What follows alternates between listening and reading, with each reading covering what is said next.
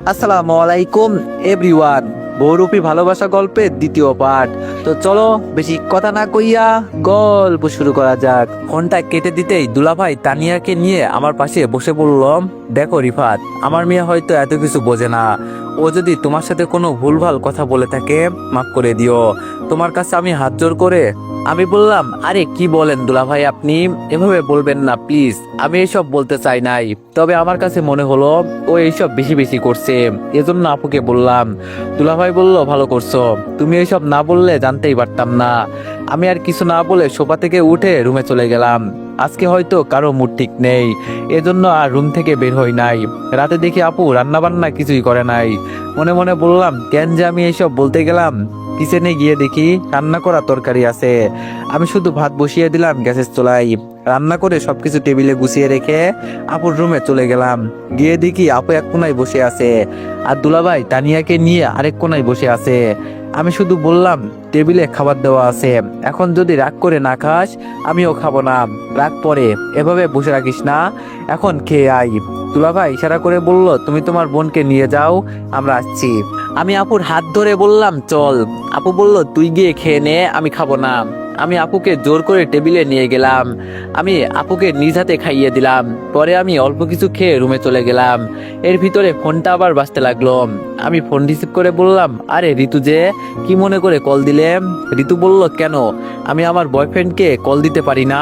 আমি বললাম, এত কিছু হয়ে যাওয়ার পরেও আমার মনে হয় না তুমি আমার সাথে এভাবে মধুর ভাষায় কথা বলবে।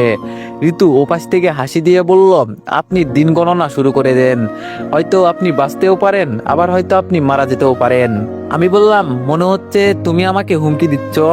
ঋতু বলল, আমি কাউকে হুমকি দিই না, সরাসরি ভয় দেখাই, আর সে যদি ভয় না পায় তাহলে আমি সেই ব্যবস্থাও করে দিই। আমি বললাম, ও তাই নাকি, আচ্ছা আমি তৈরি আছি, আমিও দেখতে চাই তুমি আমাকে কিভাবে ভয় দেখাও। ঋতু বলল, আপনার কলিজাটা অনেক বড় হয়ে গেছে, খুব তাড়াতাড়ি ওইটা ছোট করে দিব, চিন্তা করবেন না। আমি বললাম, দেখাই যাবে, এখন ফোন রাখো, ঘুমাবো।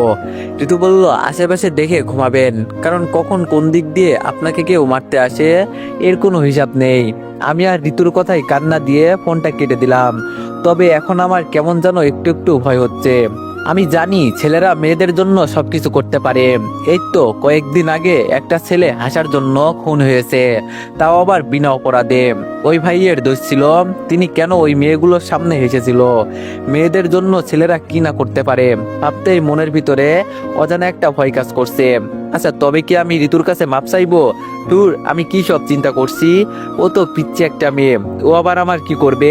এইসব চিন্তা করতে করতে ঘুমিয়ে গেলাম। সকালে ঘুম থেকে উঠে দেখি আমার পুরো শার্ট রক্তে ভিজে আছে। আমি তাড়াতাড়ি শরীর থেকে শার্টটা খুলে দেখতে লাগলাম শরীরে কোথাও কোনো আঘাত আছে কিনা।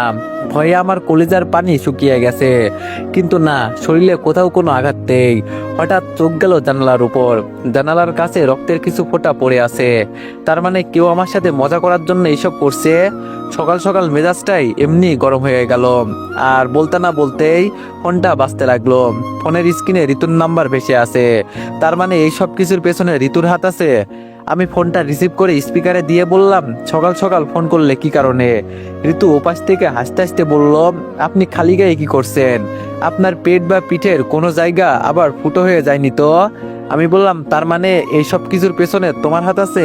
ঋতু বলল, ও মা, আমি আবার কি করলাম? আমি তো সকাল সকাল আপনার খোঁজ নিতে ফোন করলাম। আমি বললাম, নিজেকে নিজে অনেক চালাক মনে করো না? ঋতু বলল, অবশ্যই মনে করি, কেন, আপনার কোনো সন্দেহ আছে নাকি? আমি রেগে ফোনটা কেটে দিলাম। যদি এই মেয়েকে আমি হাতের কাছে পেতাম না তাহলে কি যে করতাম এর কোনো হিসাব নেই। যাক, সেসব কথা চিন্তা পরে করা যাবে, যা হয়েছে তা হয়েই গেছে। ওয়াশরুমে ঢুকে গোসল করে ফেললাম। রুম থেকে বের হয়ে দেখি দুলাভাই টেবিলে বসে নাস্তা করছে। আমি গিয়ে টেবিলে বসতে দুলাভাই প্রশ্ন করলো, কি শালা বাবু, আজকে সকাল সকাল গোসল করলে কারণটা কি? আমিও মজা করে বললাম, নতুন নতুন বিয়ে করেছি তো এজন্য সকাল সকাল গোসল করি। আপু মাথায় একটা থাপ্পড় দিয়ে বলল, উল্টাপাল্টা কথা বলা বন্ধ কর, এখন নাস্তা কর। আমি আর কিছু জিজ্ঞেস করলাম না। তবে তানিয়ার কথা বলতেই দুলাভাই বলল, ও নাকি এখনো ঘুমাচ্ছে। নাস্তা শেষ করে সরাসরি দোকানে চলে গেলাম। আজকে 5 দিন হয়ে গেল। এখন পরিবেশটা মোটামুটি একটু ঠান্ডা আছে। এই 5 দিনে তানিয়া একদিনও স্কুলে যায় নাই। তবে ও এখন আর আগের মতো আমার সাথে কথা বলে না। কথা না বললে আমার কি যায় আসে, আমার আরো ভালো হয়েছে। আজকে সকাল সকাল দোকানে যাই নাই, আজকে একটু বেলা করেই দোকানে যাব বলে রুমে শুয়ে আছি। হঠাৎ বাইরে থেকে আপু ডাক দিয়ে বলল, রিফাত এইদিকে আইতো একটু। আমি আপুর কথা শুনে রুম থেকে বের হলাম। আপুর সামনে গিয়ে বললাম, আপু বল কি হয়েছে। আপু আমার দিকে তাকিয়ে বলল, তানিয়ার সাথে ওর স্কুলে যাতো একটু, কি জানি একটা দরকার হয়েছে, বলে আমাকে যেতে, কিন্তু আমার তো শরীর খারাপ, এজন্য আমি যেতে পারবো না, তুই যা। তানিয়া স্কুল ড্রেস পরে বের হয়ে বলল, আম্মু এখনো রেডি হও নাই। আপু তানিয়াকে বলল, আমি যাব না আম্মু, তোমার মামা যাবে। রিফাত তাড়াতাড়ি রেডি হয়ে আয়। আমি আর কিছু না বলে রুমে চলে গেলাম। মনে মনে বলছি, না জানি আজকে আমার কপালে কি আছে। হঠাৎ ফোনের স্ক্রিনে একটা মেসেজ ভেসে আসলো, যেটা ছিল, ভালো থাকুক ভালোবাসা, আমি আপনাকে অনেক ভালোবাসি, কিন্তু আপনি বুঝলেন না। আপনাকে ভালোবাসার বিনিময়ে শুধু আমি অপমানিত হলাম। আজকে হয়তো আপনার সেই দিন হতে চলেছে। চারিপাশে একটু ভালো করে নজর রাখবেন। মনে মনে বললাম, এই মেসেজগুলো আবার কে দিল, কিছুই তো মাথায় আসছে না। যাকগে সেই সব, আমার চিন্তা করে লাভ নেই, হয়তো রং নাম্বার থেকে ভুলে চলে আসছে। আমি রেডি হয়ে রুম থেকে বের হলাম। আপু আমার সামনে তানিয়াকে বলল, সাবধানে, কোনো ঝামেলা করবি না, আর যদি কিছু হয় তোর বাবাকে ফোন করবি, ঠিক আছে। তানিয়া বলে হাঁটতে লাগলো। আমি ওর পিছনে পিছনে যেতে লাগলাম। একটা রিক্সা ডেকে রিক্সায় উঠে পড়লাম। তবে তানিয়া আমার পাশেই বসেছে, কিন্তু ও কোনো কথা বলছে না, একদম চুপচাপ বসে আছে। গার্লস স্কুলের সামনে নেমে আমি তানিয়াকে বললাম, আমাকে কি স্কুলের ভিতরে যেতে হবে নাকি এখানে দাঁড়িয়ে থাকবো। তানিয়া শুধু বলল, আপনাকে স্কুলে নিয়ে এনেছি কোনো এক দরকারে, স্কুলের বাইরে যদি থাকার জন্য নিয়ে আসতাম তাহলে তো আপনাকে আর দরকার পড়তো না। তানিয়া এক প্রকার রাগ করে আমার সাথে এই কথাগুলো বলল। আমি তানিয়ার পিছনে পিছনে যেতে লাগলাম। ভিতরের মাঠে যেতেই কোথা থেকে ঋতু এসে তানিয়াকে জড়িয়ে ধরে বলল, মামা তোরে অনেক অনেক মিস করছি, এই কয়দিন তোর কথা খুব মনে পড়েছে। এই মেয়ের সাথে তাহলে তানিয়া এখনো কথা বলে। তবে আমার কেন জানি মনে হয় তানিয়াকে দিয়ে খারাপ কাজ করার পিছনে ওর হাত আছে। ঋতু আমার দিকে তাকিয়ে একটা হাসি দিল, তবে আমি ওর হাসির কারণ হয়তো এখনো বুঝতে পারি নাই। মাঠের এক কোনায় আমাকে দাঁড় করিয়ে তানিয়া বলল, মামা আপনি এখানে একটু দাঁড়ান, আমি অফিস রুম থেকে আসছি, ঋতু চল তো। তানিয়া চলে যাওয়ার পর আমাকে কেমন যেন অসহায় অসহায় লাগছে। আশেপাশে শুধু মেয়ে আর মেয়ে, এটা তো গার্লস স্কুল, এখানে ছেলে আসবে কোথা থেকে। লজ্জায় আমার কেমন যেন লাগছে, কাউকে কিছু বলতেও পারছি না। দূর থেকে কিছু মেয়ে আমার দিকে তাকিয়ে আছে। নিজেকে আজকে সত্যি অনেক অসহায় অসহায় লাগছে। এই তো তানিয়া চলে আসছে। তানিয়া আমার কাছে আসার পর বলল, মামা ক্লাসে চলেন, ম্যামের সাথে কিছু দরকারি কাজ আছে, পরে চলে যাবেন। আমি তানিয়ার দিকে তাকিয়ে বললাম, আমি ক্লাসে গিয়ে কি করব, তার চেয়ে বরং তুমি চলে যাও, আমি এখানে দাঁড়িয়ে আছি, যদি দরকার হয় ডেকে নিও, হাসবনি। তানিয়া আমার হাত ধরে বলল, চলেন তো মামা, এখানে একা একা দাঁড়িয়ে কি করবেন, কিছু হবে না, আমি আছি তো। তানিয়া আমার হাত ধরে ওর ক্লাসরুমে নিয়ে গেল। আজকে নিজেকে সত্যি এক অবুঝ প্রাণী মনে হচ্ছে। মেয়েরা আমার দিকে অবাক দৃষ্টিতে তাকিয়ে আছে, তাকিয়ে থাকার কথাই, কারণ আমি হঠাৎ করে ওদের ক্লাসরুমে ঢুকে গেছি। তানিয়া সামনে বসে আমাকে বলল, আমি যেন পিছনে ঋতুর সাথে বসি। তানিয়ার এই কথা শুনে আমার কেমন যেন একটা খটকা লাগলো। ওরা কি আসলেই কিছু করতে চাইছে নাকি? কিছুক্ষণ বসে থাকার পর একজন শিক্ষক ক্লাসরুমে এসে আমাকে দেখে প্রশ্ন করলো, এই ছেলে তুমি এখানে কি করো? ঋতু সাথে সাথে দাঁড়িয়ে উত্তর দিল, ম্যাম এই ছেলেটা আমাকে প্রতিদিন রাস্তায় বিরক্ত করে, এই জন্য আজকে ভুলভাল বুঝিয়ে আপনার কাছে নিয়ে আসছি, এখন ওর বিচার আপনি করবেন। মনে মনে বললাম, তাহলে তানিয়া আর ঋতু বুদ্ধি পরামর্শ করে এই কাজ করেছে। আজকে যে আমার 12টা থেকে 13টা বেজে যাবে আমি এটা বুঝতে পারছি। ক্লাস টিচার আমাকে কিছু না বলে ঋতুকে বলল, আমি ক্লাসটাকে শেষ করি, পরে এর বিচার করছি। আর তুমি এই ছেলেকে ভুলভাল বুঝিয়ে এখানে নিয়ে এসে ভালো একটা কাজ করেছো। ঋতু আমার দিকে তাকিয়ে হাসি দিয়ে বলল, এখন আপনাকে সবার সামনে অপমানিত করব, যদি পারেন স্কুল থেকে বের হয়ে দেখান। এখানে আমি যে কোনো কিছু করতে পারবো না এটা আমি শিওর, এজন্য ঋতুর পাশে চুপচাপ বসে আছি। ঋতুকে বললাম, তুমি ক্লাসের বাইরে যা পারো তাই করবে, আমি কিছু বলবো না, প্লিজ তাও আমাকে এখান থেকে বের করে দাও। ঋতু হাসি দিয়ে দাঁড়িয়ে পড়ল, আর মুহূর্তের ভিতরে মুখটা কালো করে দিয়ে কান্নার ভাব করে বলল, ম্যাম এই ছেলে আমার গায়ে হাত দেওয়ার চেষ্টা করছে, আমি আপনাকে আগেই বলছি ওর বিচার আগে করতে, কিন্তু আপনি সেটাও করলেন না। ম্যাডাম ঋতুকে বসতে বলে আমাকে বলল, এই ছেলে তুমি দাঁড়াও। ঋতু আমার সাথে যে এমন কিছু করবে এইসব আমার ধারণার বাইরে। আমি মাথা নিচু করে দাঁড়িয়ে গেলাম। ম্যাম আমাকে প্রশ্ন করলো, এই মেয়েটা তো তোমার ছোট বোনের মতোই, ওকে কেন তুমি বিরক্ত করো? যদি তোমার বোনের সাথে কেউ এইসব করে তাহলে তুমি কি সেটা সহ্য করতে পারবে বলো? আমি যে কিছু বলবো তার আগে কে যেন আমার পা ধরে জোরে একটা টান মারলো, আর আমি আমার নিজের বল সামলাতে না পেরে ঋতুর উপর গিয়ে পড়লাম। আর তখন ঋতু চিৎকার দিয়ে বলল, ম্যাম আপনাদের সামনেই এই ছেলে আমার ইজ্জত নষ্ট করে দিবে, আপনারা কিছু করবেন প্লিজ।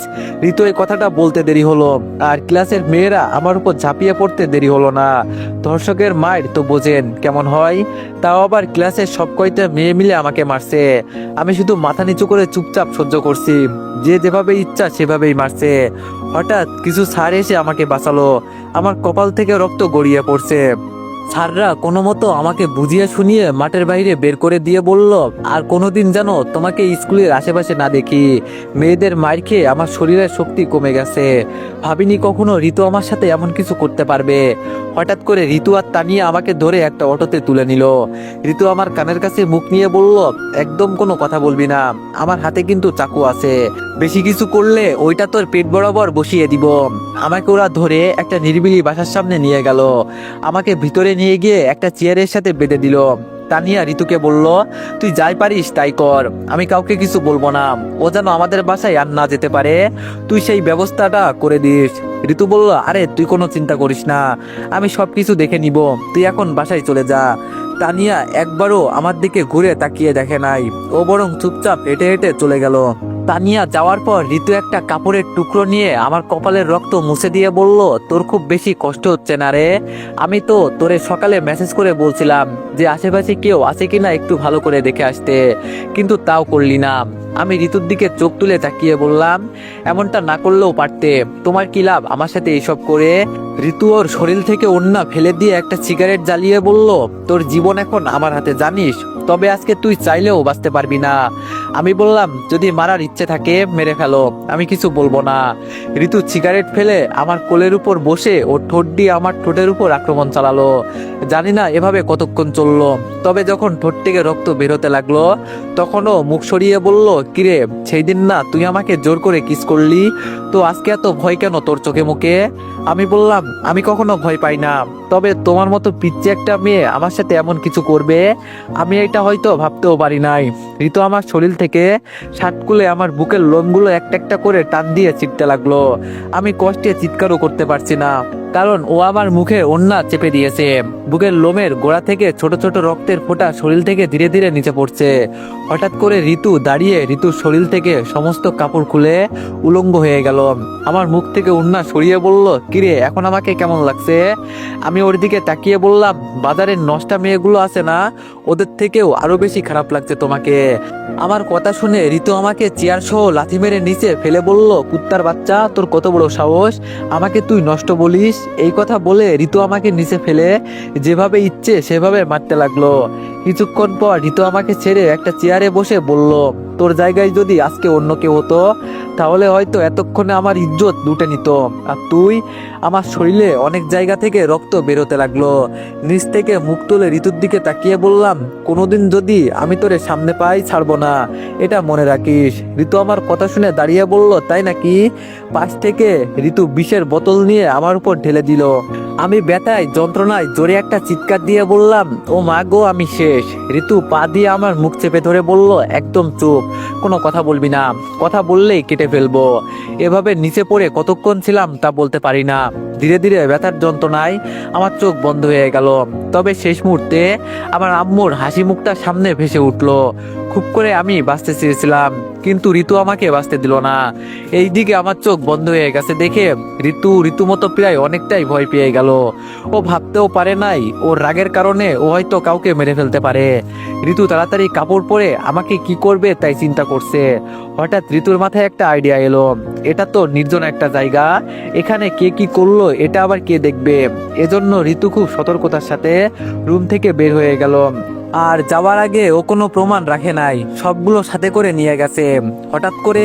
তো এভরিওয়ান, নেক্সট পার্টের জন্য সবাই একটু বেশি বেশি লাইক আর কমেন্ট করে দিয়েন। ধন্যবাদ।